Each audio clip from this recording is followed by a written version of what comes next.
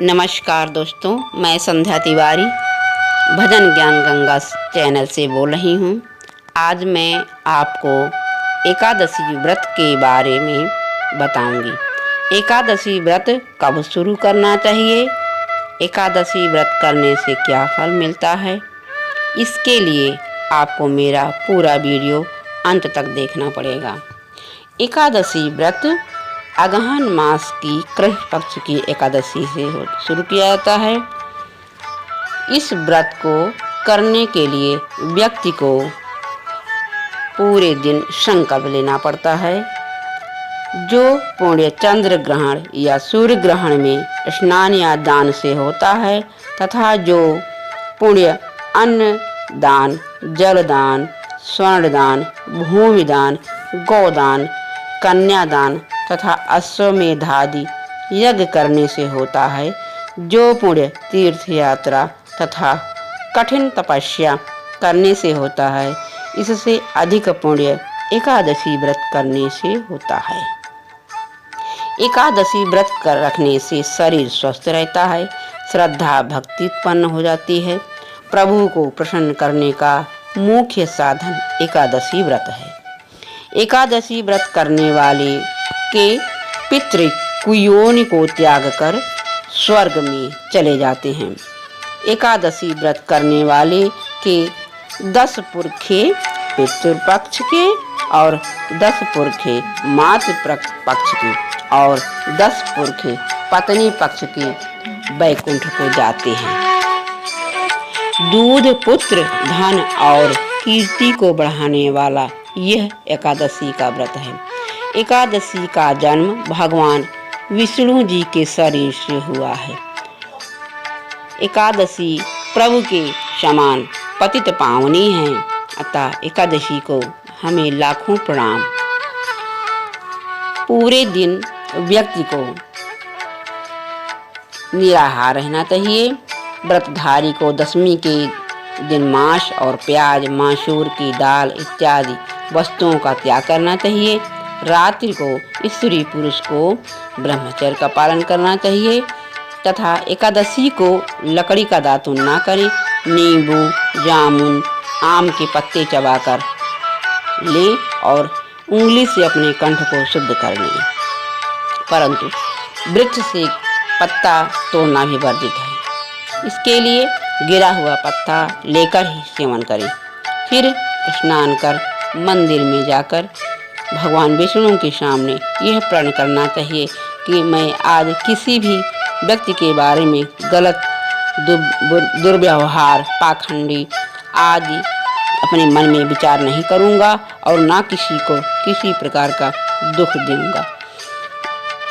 और प्रतिदिन पूरे दिन ओम नमो भगवते वासुदेवाय इस 12 अक्षर मंत्र का जाप करूँगा। राम, कृष्ण, नारायण इत्यादि विष्णु सहस्र नाम को कंठ का भूषण बनाऊंगा। ऐसी प्रतिज्ञा करके प्रभु मंदिर में प्रार्थना करें, हे प्रभु मेरी लाज आपके हाथ में है और मेरे प्रण को पूरा करें।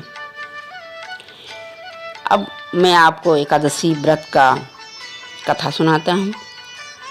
श्री सूत जी 18,000 ऋषियों को उत्पन्न को कहने लगे कि विधि सहित इस एकादशी व्रत का महात्मा तथा जन्म की कथा का भगवान कृष्ण ने युधिष्ठिर को सुनाई थी। सतयुग में एक महाभयंकर राक्षस मुर नाम का प्रकट हुआ। उसने अपनी शक्ति से देवताओं को विजय किया और उन्हें अमरावती पुरी से नीचे गिरा दिया।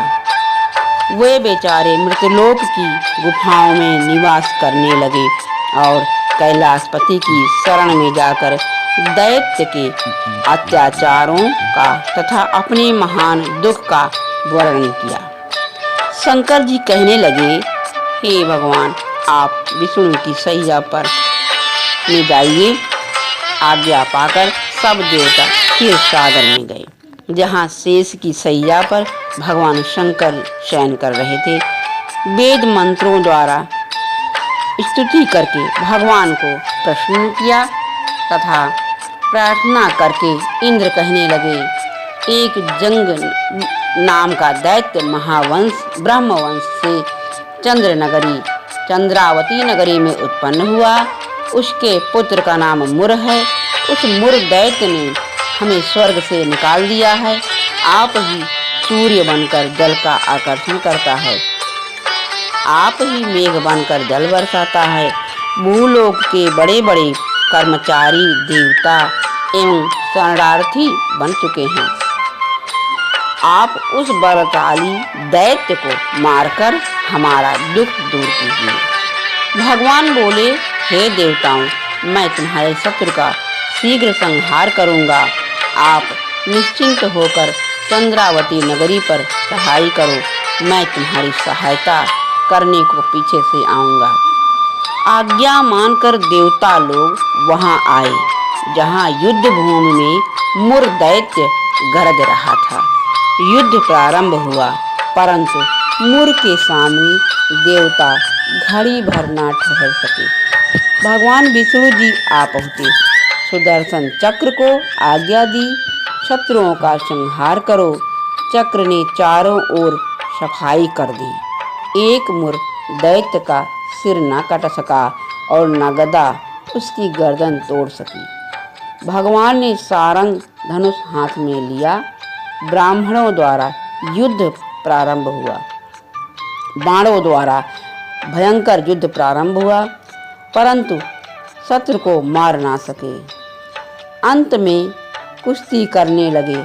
हजारों वर्ष व्यतीत हो गए, परंतु प्रभु का दाव बंध एक ना सफल हुआ।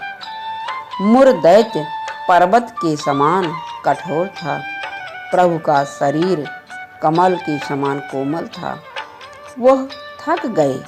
मन में विश्राम की इच्छा उत्पन्न हुई। शत्रु को पीठ दिखाकर भाग चले। आपकी विश्राम भूमि बद्री का आश्रम थी। वहाँ एक गुफा 12 योजना की थी। हेमवती उसका नाम था। उसमें घुसकर सो गए। मुर दैत्य पीछे पीछे चला आया, सोते हुए शत्रुओं को मारने के लिए तैयार हो गया।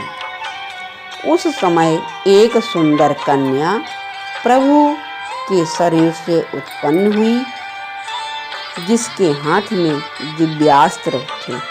उसने मुर के अस्त्र शस्त्रों को टुकड़े टुकड़े कर दिया, रथ भी तोड़ दिया।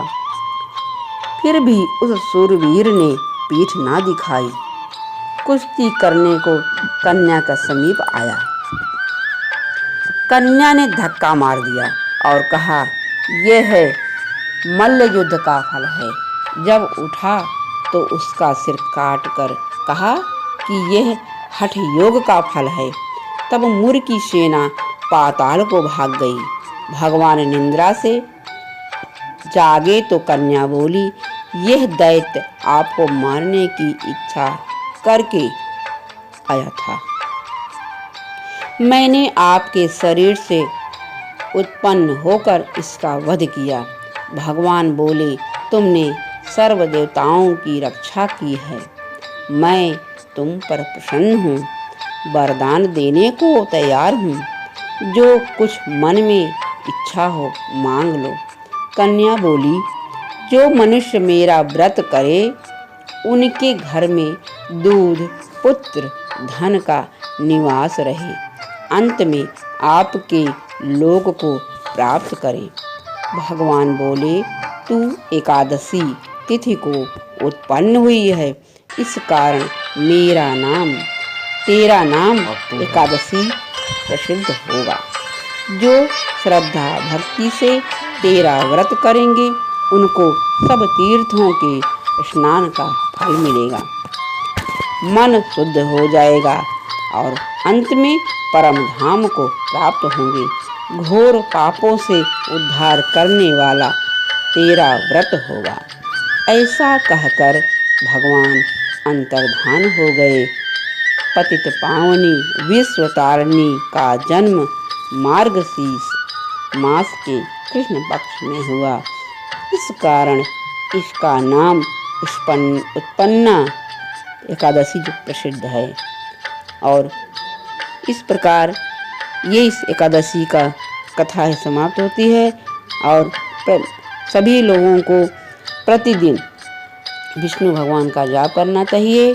और उस दिन एकादशी के उत्पन्ना एकादशी के दिन गुड़, बादाम और कुट्टे के आटे की सामग्री, दूध, मेवा और फल ले सकते हैं। बोलो विष्णु भगवान की जय। मेरा वीडियो आपको पसंद आया हो तो कृपया आप मेरे चैनल को सब्सक्राइब कीजिएगा और लाइक कीजिएगा। ओम नमो भगवते वासुदेवाय।